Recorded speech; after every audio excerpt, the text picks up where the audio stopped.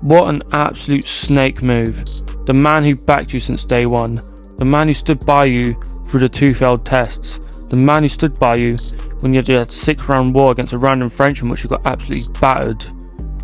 The man who stuck by you when everyone said that you shouldn't be on the stage you are because of your dad.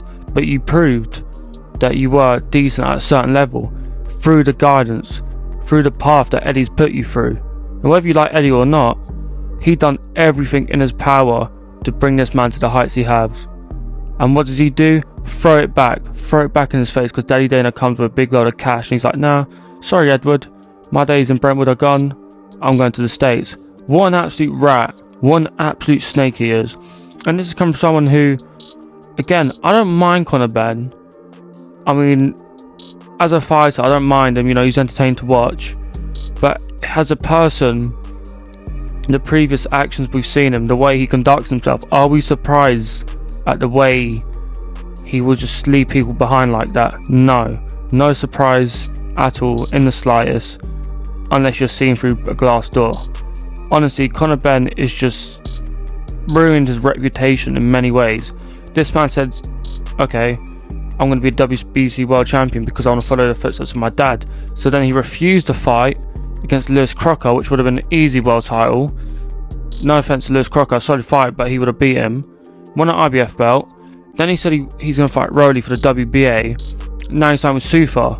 What the I'm not going to say that because I'm trying to get monetized. But what is he trying to do? What is his path?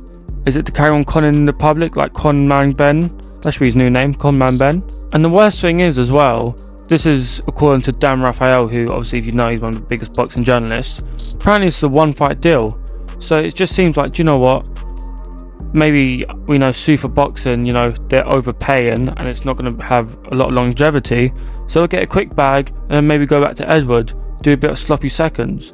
No, this ain't how boxing works. Unless you're Josh Kelly, for example, who, of course, he's gone back to Eddie, but he left with dignity, he left with respect. He left, even though he lost and Eddie pretty much threw him under the bus, he still came back and he was humble about it. Now he's got him a world title shot and beat Merciliaev, because this comes down to the character of the person and the man he is, which is why he couldn't even lace Josh Kelly's boots in the ring or outside the ring. What an absolute fraud Conor Benn is. He needs to have a big look at himself and think, all these years, all the backlash, everything I've done, and it all comes back to bite me. Why? Because you're proving everyone's point time after time. Let's narrow down his resume. Who has he fought? He fought Formella, Sebastian Formella, former IBO world champ. Again, he's borderline world level. Samuel Fargas, a seasoned veteran, but nowhere near world level. Or he's fringe world level, to be kind. Algieri, our old washed Chris Algieri. Pete Dobson, who he went life or death with, and that Mexican who couldn't put a dent in him. Oxado, if all you bucks at Warriors, you can have a little look. And then who else was it? Last 2 fights, Chris Eubank. First fight, got battered pillar to post. Second fight, obviously because Eubank's old man, it just took a lot out of him. The weight cut and everything behind the scenes. His punch resistance obviously gone. That's his best win. Pretty much an OAP Eubank, an old washed chinny punch resistant Chris Eubank, and this is his best win, and we're going on like he's a world beater. Get out of here. He ain't even won a British title. No wonder why you ducked Chris Jenkins all those years ago, because he would have absolutely mashed you up in the ring, no doubt. So Conor Benn, you need to just have a big look at yourself, because you are conning the public. And you know what? I'm glad people are seeing you for who you are. You are not a man of integrity. You're not a man with dignity. You're not a man who's worthy of respect like your old man.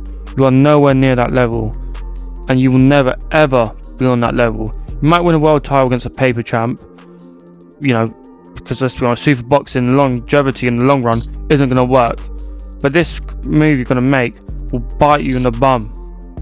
It will bite you deep where you don't know. Pause. And there's a reason Eddie made this path, so you get a world title shot. But what do? Throw it back in his face, go with Sufa, and pretty much suck off Turkey for a big load of cash and Dana. What a fraud.